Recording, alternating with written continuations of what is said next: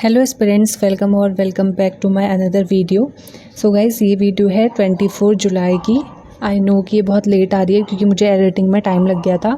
तो आज मैं सुबह बहुत लेट उठी थी। उसके बाद फ्रेशन अप होके ब्रेकफास्ट करके अभी 11:52 में मैं पढ़ने बैठी हूँ। तो सबसे पहले मैं सीडीपी का रिवीजन करूँगी। तो सीडीपी का रिवीजन आज मैंने स्टार्ट किया था ग्रोथ एंड डेवलपमेंट से।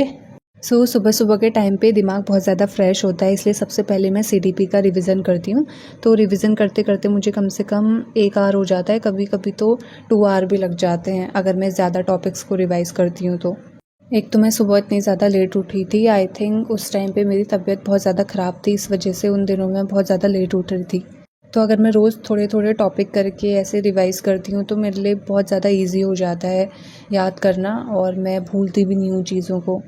और पढ़ाई के बीच में जैसे अलग अलग सब्जेक्ट के सेशन ख़त्म होते रहते हैं तो मैं ब्रेक भी लेते रहती हूँ, क्योंकि अगर मैं बहुत ज़्यादा लगातार बैठती हूँ स्टडी टेबल पे तो मेरे को बहुत ज़्यादा नींद आने लग जाती है।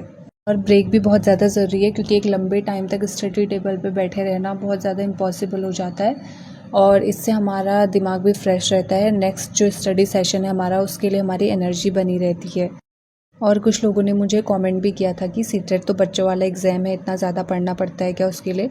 तो मैं सिर्फ सीटेट की ही प्रिपरेशन नहीं कर रही हूँ, मैं जितने भी टीचिंग एग्ज़ाम्स हैं सबकी प्रिपरेशन कर रही हूँ एक साथ, क्योंकि बाद में एकदम अगर नोटिफिकेशन आएगा उसी टाइम पढ़ के तो कुछ भी नहीं होता है। तभी बहुत लोगों का निकलता भी नहीं है, एग्ज़ाम क्लियर भी नहीं हो पाता है, क्योंकि वो जैसे नोटिफिकेशन का वेट करते हैं कि अब नोटिफिकेशन आएगा तो तब हम पढ़ना स्टार्ट करेंगे, तो फिर उसके बाद कुछ नहीं हो पाता है। तो मैं सोचूँ कि पहले से ही अपनी एक पढ़ाई का डिसिप्लिन भी बना के रखूँ, और साथ साथ में पहले से ही मैं प्रिपरेशन करूँ हर चीज़ की, ताकि मुझे बाद में इतना ज़्यादा लोड ना लगे।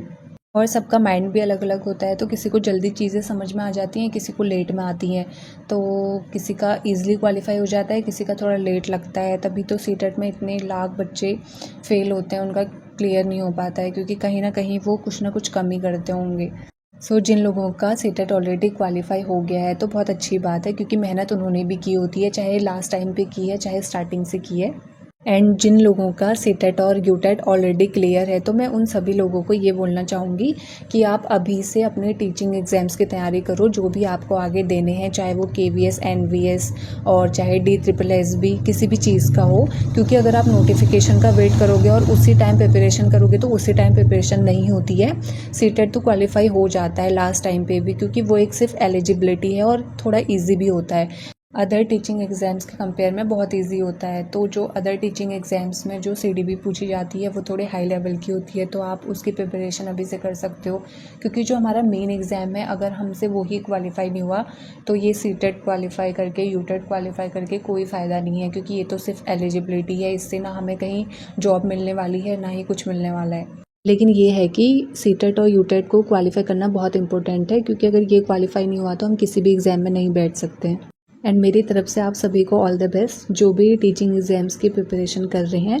एंड आई होप कि हम सभी का जल्दी से टीचिंग एग्ज़ाम्स क्लियर हो जाए कोई भी, और हम एक बहुत अच्छे टीचर बने।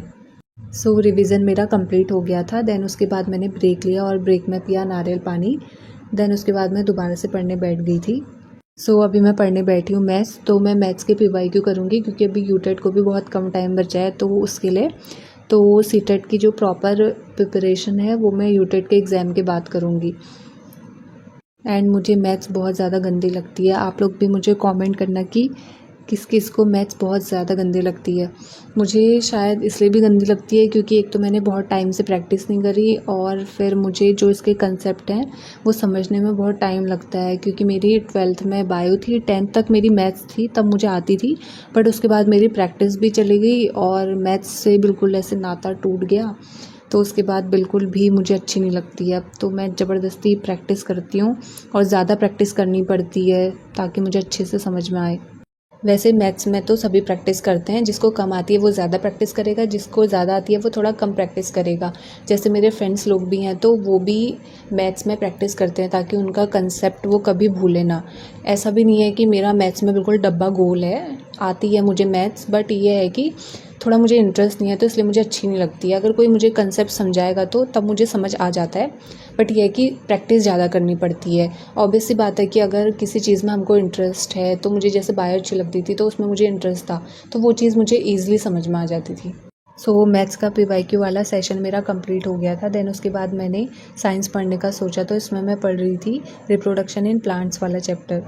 तो NCERT की रीडिंग कुछ चैप्टर्स की मैंने पहले भी की है, तो उसको मैं दोबारा से कर रही हूँ क्योंकि अभी रिवीजन पे ज़्यादा मेरा टाइम जा रहा है। और कुछ लोग मुझे कमेंट कर रहे थे कि मैंने साइंस का कौन सा यूट्यूब चैनल बताया, तो प्यूपिल टीचर करके एक यूट्यूब चैनल है, उसमें एक मैम पढ़ाती हैं, तो वो नोट्स लिखवाती हैं साइंस के, शॉर्ट नोट्स अलग अलग चैप्टर्स के, तो उससे आप देख सकते हो।